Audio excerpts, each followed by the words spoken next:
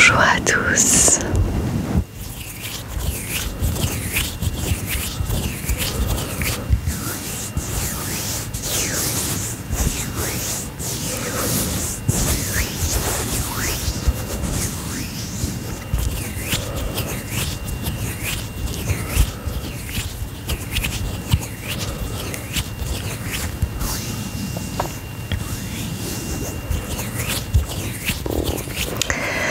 Alors les amis, aujourd'hui dans cette vidéo,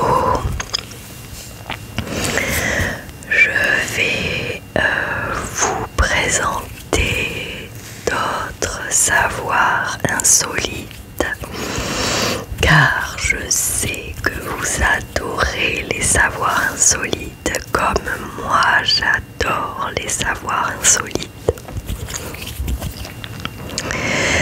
Alors, sans plus tarder, commençons la lecture. Je crois que je me suis fait piquer par un moustique.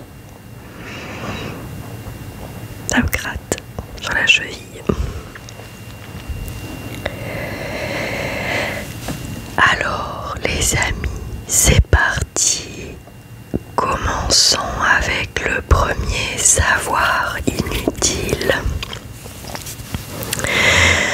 Pourquoi les enseignes de barbier sont-elles bleues, blancs et rouges? Symbole aussi reconnaissable qu'énigmatique, l'enseigne de barbier rayée bleu, blanc et rouge ne sert pas seulement à signaler un salon de coiffure. Il cache en réalité une origine bien plus macabre et inattendue. Aujourd'hui, devenu un simple objet décoratif dans les salons de coiffure, le poteau de barbier attire pourtant toujours l'attention avec ses spirales tricolores. D'où vient ce curieux motif? Pourquoi ces trois couleurs? Est-ce un clin d'œil au drapeau français? Spoiler, pas du tout. Pour le comprendre, il faut remonter au Moyen-Âge, à une époque où les barbiers maniaient bien plus que le ciseau.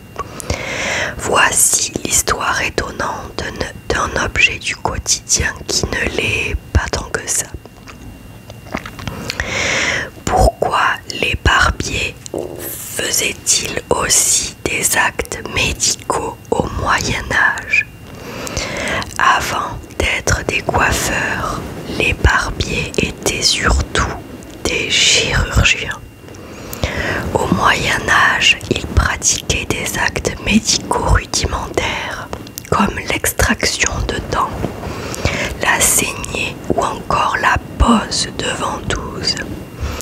À l'époque, la médecine était très encadrée par l'Église, qui interdisait aux moines médecins d'entrer en contact avec le sang. Les barbiers ont donc été désignés pour effectuer ces tâches techniques, comme les saignées, consistant à retirer une certaine quantité de sang pour équilibrer les humeurs. Un concept central de la médecine médiévale.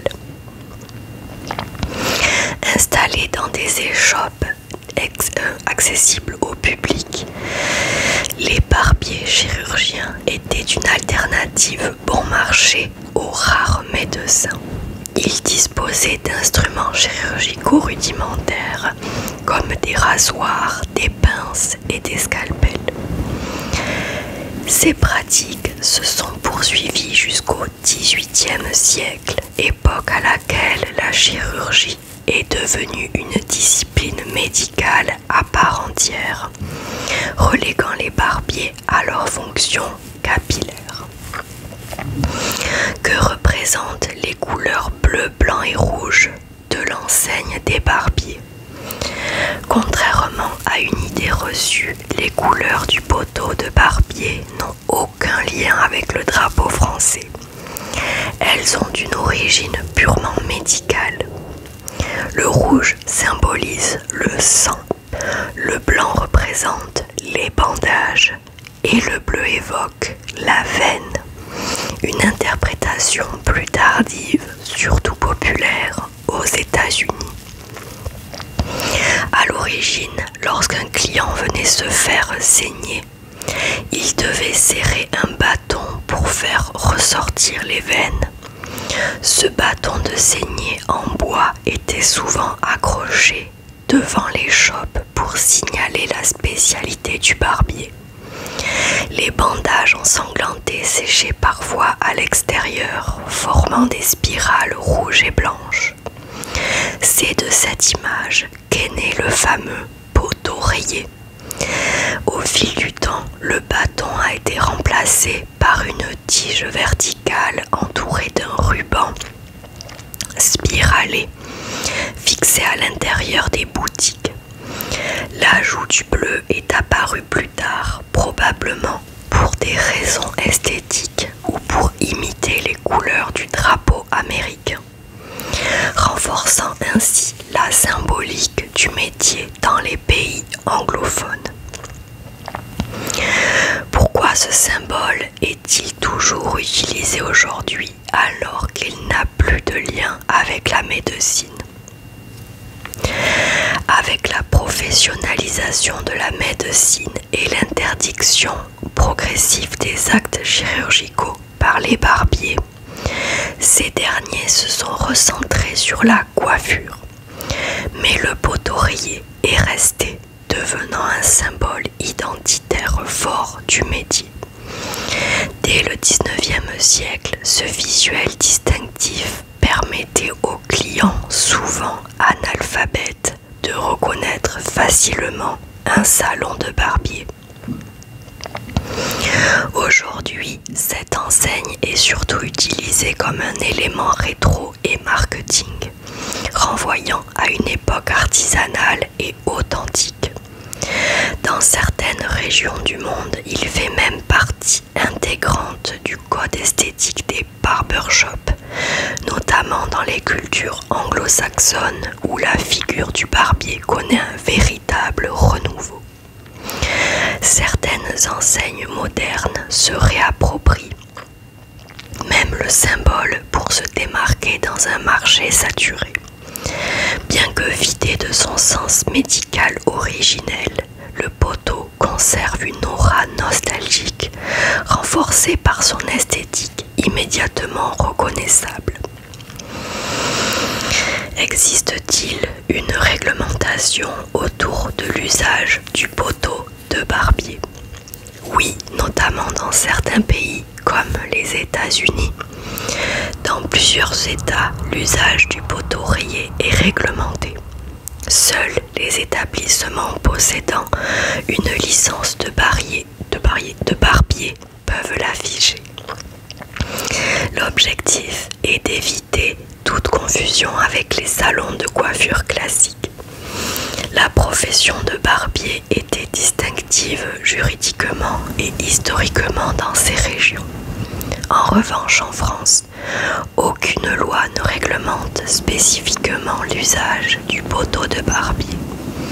Il peut donc être utilisé librement, que ce soit par des salons mixtes, des coiffeurs hommes ou des enseignes marketing. Cela dit, son utilisation reste rare hors des barbershops masculins, où il est devenu une signature visuelle recherchée. Certains critiques estiment que cet usage détourné fait perdre au symbole sa portée historique, tandis que d'autres y voient un simple clin d'œil esthétique. Dans tous les cas, le poteau de barbier continue de fasciner, même s'il ne reflète plus qu'un passé oublié où les cheveux et le sang coulaient dans la même boutique.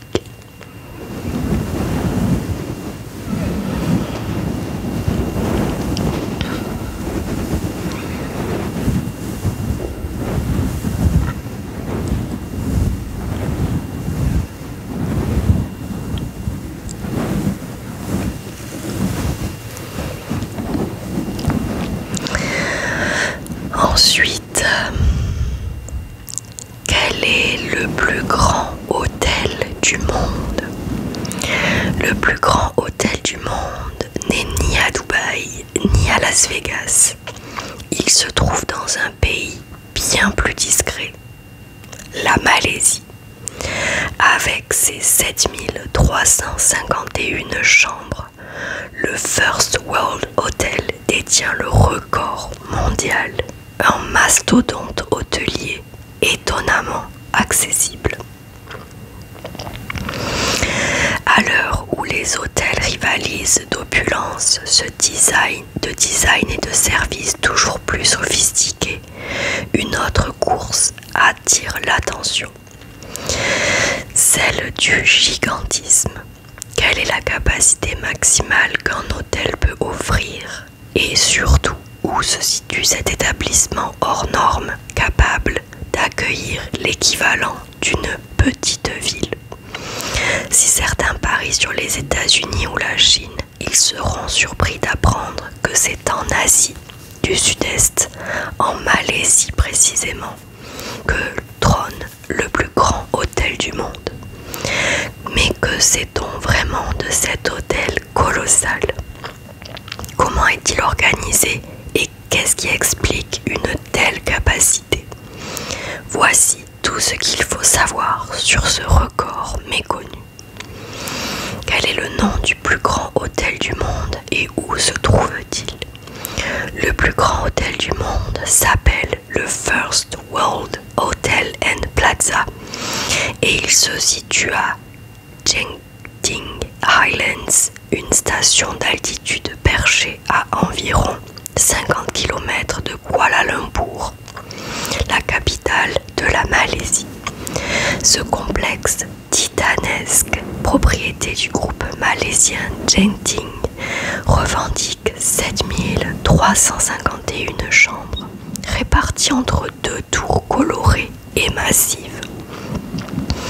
Ce chiffre impressionnant le place en tête du classement mondial des hôtels en termes de capacité d'accueil, selon le Guinness World Records. L'hôtel a d'abord ouvert ses portes avec une capacité initiale de 6118 chambres. Mais c'est en 2015, après l'achèvement d'une nouvelle tour, que l'établissement a pu franchir un nouveau seuil pour atteindre les 7351 chambres. Grâce à cette extension, il a dépassé de 259 chambres son concurrent direct, le Venetian Resort de Las Vegas, qui en compte 7092. Un écart qui lui assure la première place mondiale, loin devant le MGM Grand Las Vegas, 6852, et l'Abraj Al Bait en Arabie Saoudite, 6000 chambres, dont les 10 000 chambres initialement annoncées ne se sont jamais concrétisées. Le First World Hotel impressionne également par sa multifonctionnalité.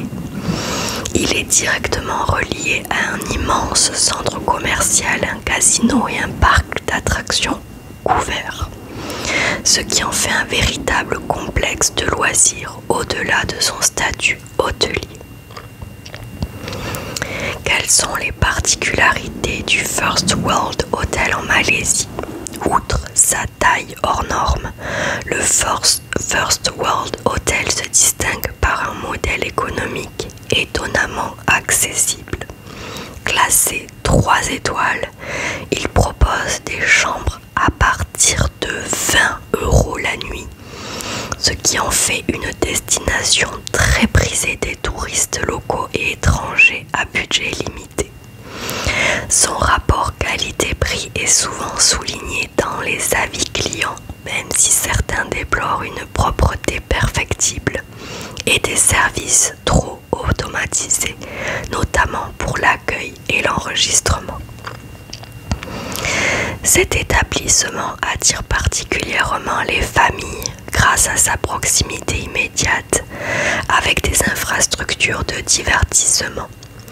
Le Resorts World Genting regroupe un parc à thème, des centres commerciaux, un casino et même une salle de spectacle. Une configuration qui en fait une sorte de ville dans la ville, capable d'accueillir jusqu'à 15 000 personnes simultanément en comptant 2 occupants par chambre, soit l'équivalent de la population d'une commune comme Fontainebleau. Enfin, malgré son gigantisme, l'hôtel mise sur une logistique bien huilée. Dans des ascenseurs rapides, un service de navette interne et une organisation segmentée par tour permettent de fluidifier les déplacements des clients.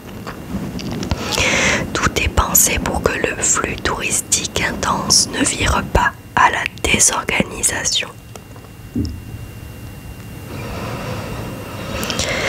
Quels sont les autres hôtels les plus grands du monde?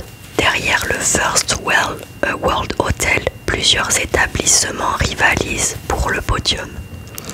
Le plus sérieux concurrent est The Venetian Resort à Las Vegas aux États-Unis avec 7092 chambres réparties sur 3 bâtiments, The Venetian, The Palazzo et Venezia Tower. Il est suivi de l'emblématique MGM Grand Las Vegas, dont les 6852 chambres sont réunies dans un seul bâtiment, un record en soi. En 4e position, on retrouve l'Abraj Al Bait, un complexe de luxe situé à la Mecque, en Arabie Saoudite. Avec ses 6000 chambres, il est conçu pour accueillir les pèlerins venus du monde entier lors du Hajj. Je sais pas comment dire. Sa silhouette est dominée par la tour de l'horloge la plus haute du monde. D'autres géants hôteliers figurent au classement, comme The Londoner Macao, 6000 chambres, l'hôtel Ismailovo à Moscou, 5000 chambres, ou encore plusieurs établissements de Las Vegas comme le Wine & Encore Resort, 4748 chambres, et le Mandalay Bay, 4426 chambres. Il est intéressant de noter qu'aucun hôtel européen ne figure parmi les 30 premiers dans le du classement mondial. Un fait révélateur de la différence de logique hôtelière entre les continents. Pourquoi la Malaisie détient-elle ce record inattendu? À première vue, on pourrait penser que les pays au flux touristique massif comme les États-Unis, la Chine ou les Émirats arabes unis domineraient naturellement ce classement. Mais la Malaisie, pays de 34 millions d'habitants, a su tirer son épingle du jeu. Plusieurs facteurs expliquent cette performance. D'abord, le choix de Genting Islands comme lieu stratégique. Située en altitude, cette station offre une fraîcheur bienvenue dans une région tropicale, ce qui en fait un lieu de villégiature prisé, notamment par les habitants de Kuala Lumpur. Ensuite, l'implication du conglomérat Genting, géant malaisien du divertissement, a permis de concevoir un projet d'une envergure exceptionnelle, sans contrainte de rentabilité immédiate, mais pensé comme un investissement à long terme. Enfin, le positionnement de l'hôtel joue un rôle clé en combinant accessibilité tarifaire, services familiaux et offres de loisirs intégrés.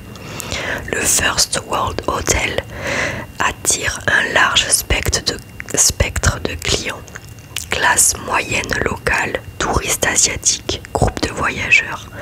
Ce modèle hybride, à la fois massif et abordable, tranche avec les hôtels de luxe américains ou les resorts élitistes du Moyen-Orient. Ainsi, la Malaisie démontre qu'un record mondial peut se décrocher sans être un géant économique mondial, à condition de miser sur l'audace, la stratégie touristique et la vision à long terme. j'ai l'impression d'avoir fait partie d'une agence de voyage et que j'ai voulu vous vendre le First World Hotel, voilà.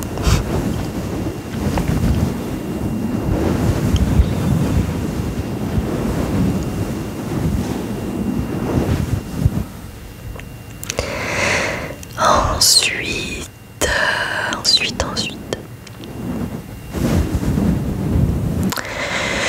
Avec une seule table, bienvenue dans le plus petit restaurant du monde.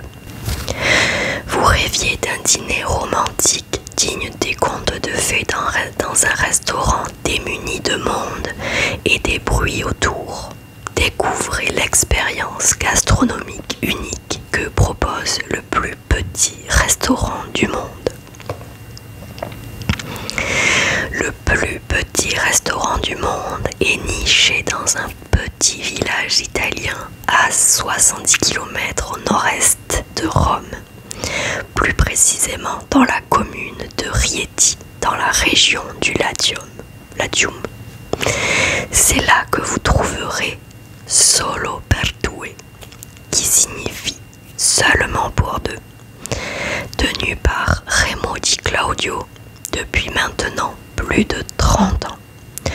Cet établissement 3 étoiles propose un service exclusif pour le déjeuner et le dîner qui attire des curieux venus du monde entier. À quoi ressemble le plus mini restaurant du monde et pourquoi séduit-il autant? Selon le traducteur Carlo Bartolomeo Piazza, Solo per due se situe dans une bâtisse historique datant du XIXe siècle, sur les vestiges d'une ancienne villa romaine ayant appartenu au poète Horace. La grande particularité de ce restaurant réside dans le fait qu'il est composé d'une seule table pouvant accueillir 2 convives par service, souvent des couples. La salle principale mesure 37 mètres carrés et sa décoration séduit pour son ambiance authentique, entre antique et romantique. Un journaliste de Bloomberg News qui s'est rendu sur les lieux décrits les grands palmiers qui prennent place dans le jardin du restaurant, le Trachycarpus fortunei ou le Trachycarpus martianus.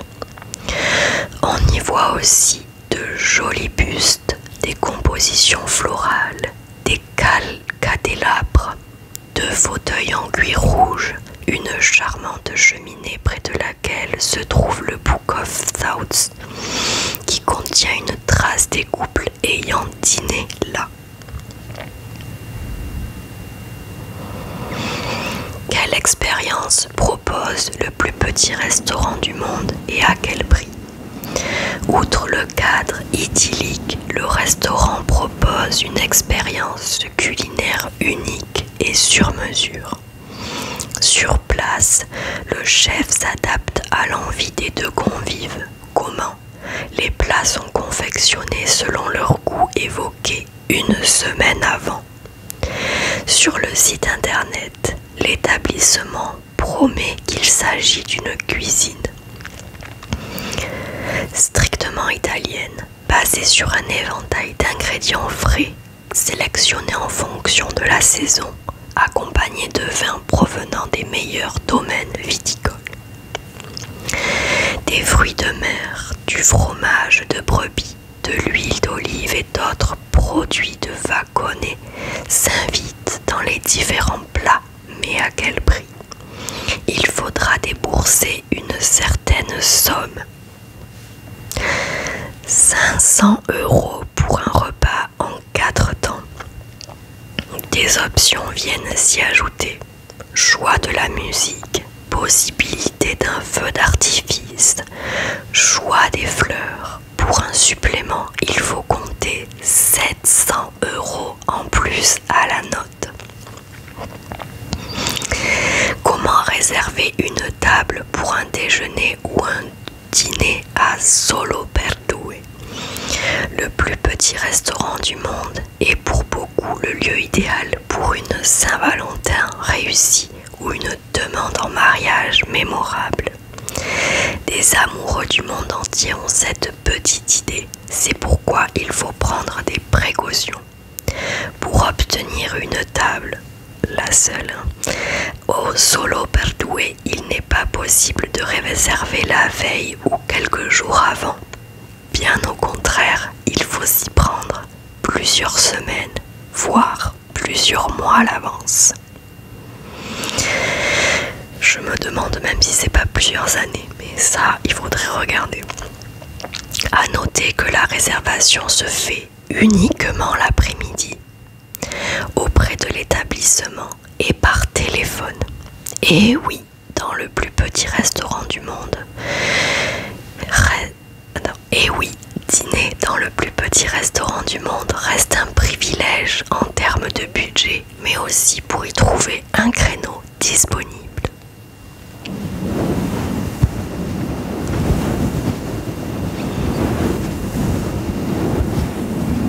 J'adore ce genre d'anecdote. J'adore.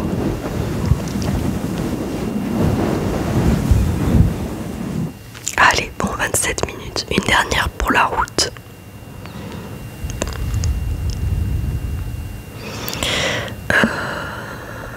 Non, pas celle-là. Bah, du coup, j'ai pas trop le choix. Bon, on va faire celle-là. Voici la véritable signification des codes imprimés sur les coquilles d'œufs. Vous avez déjà remarqué les séries de chiffres et de lettres sur vos œufs. Ce n'est pas du hasard ni un code secret de la matrice. Ces inscriptions apparemment anodines cachent en réalité des informations précises sur l'origine, la qualité et le mode de production de vos œufs. C'est un petit détail que l'on aperçoit à peine, souvent ignoré en cuisine, mais qui mérite qu'on s'y attarde. Sur chaque coquille d'œuf vendue en grande surface figure un code alphanumérique. Pourquoi ces indications sont-elles là? Que signifient-elles vraiment? Et surtout peuvent-elles nous aider à faire de meilleurs choix de consommation? D'apparence banale, ce marquage recèle une mine d'informations insoupçonnées sur le parcours de l'œuf, du poulailler à votre assiette. Décryptage d'un langage codé à même la coquille. Que signifient les chiffres inscrits sur les œufs? Le premier chiffre visible sur la coquille est un indicateur du mode d'élevage de la poule pondeuse. Il s'agit du chiffre le plus important du code. 0, œuf issu de l'agriculture biologique le plus exigeant sur le bien-être animal et l'alimentation sans OGM. 1, œuf de plein air. Les poules ont accès à l'extérieur. 2, œuf de poule élevé au sol sans accès extérieur. 3,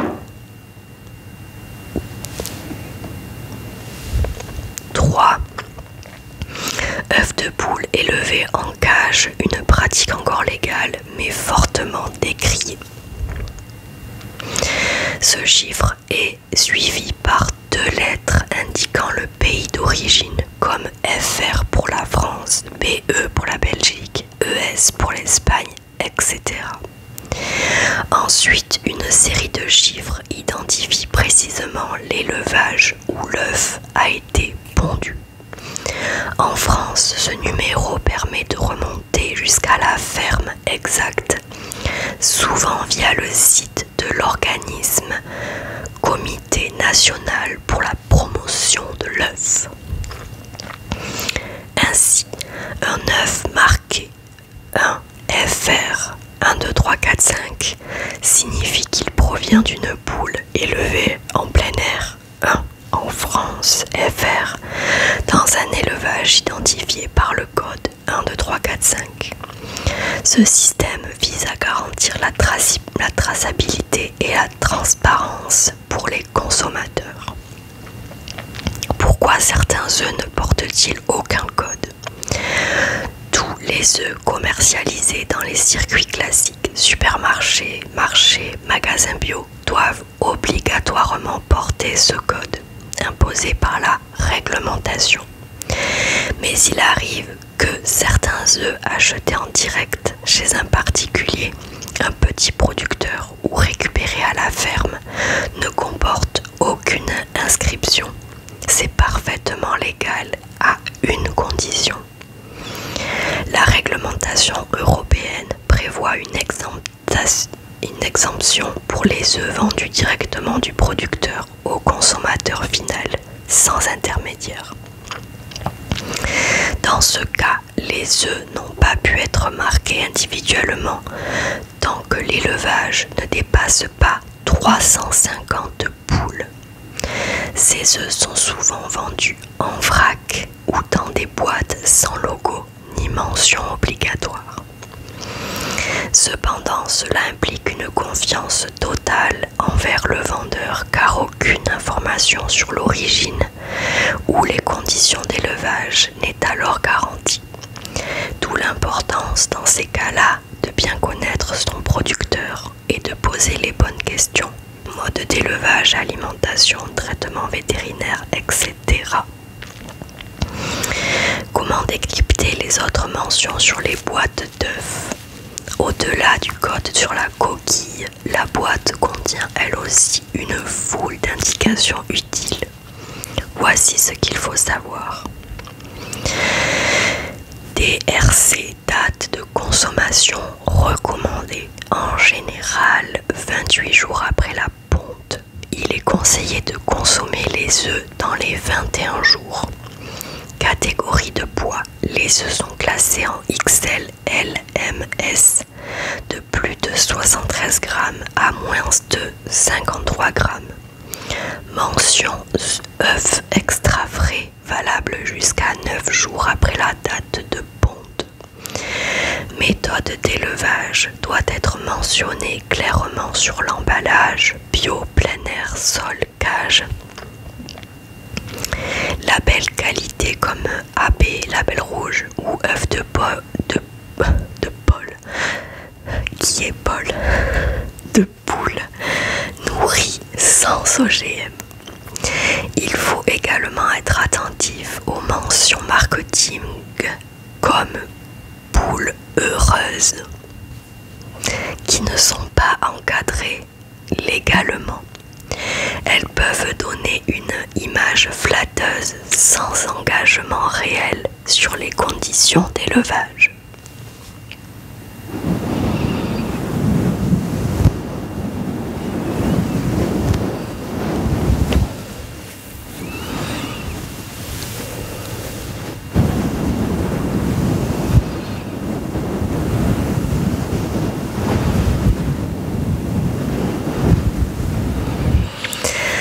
Voilà les amis, c'est tout pour moi pour cette vidéo avec des savoirs et bien ma foi très intéressant.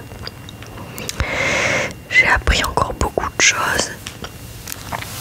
J'espère que vous aussi, j'espère que vous allez bien, que vous êtes en forme, que vous vous portez bien, que ça va. C'est tout. Moi ça va. Une petite baisse de morale en ce moment, mais ça va. On entre dans la période que je n'aime pas, mais bon ça va, on change pas encore d'heure, donc ça va. Les amis, je vous fais de très gros bisous. Prenez soin de vous. Prenez soin de vous. Buvez de l'eau, soyez prudents. En tout cas, moi je vous souhaite tout le bonheur du monde, vraiment avec sincérité et honnêteté. Merci pour tout, vraiment, merci. Oh, je perds mes cheveux, c'est insupportable. Ça c'est l'automne ça. Voilà, je vous dis à très très vite dans une prochaine vidéo. D'ici là, portez-vous bien et puis c'est tout. Allez, bisous.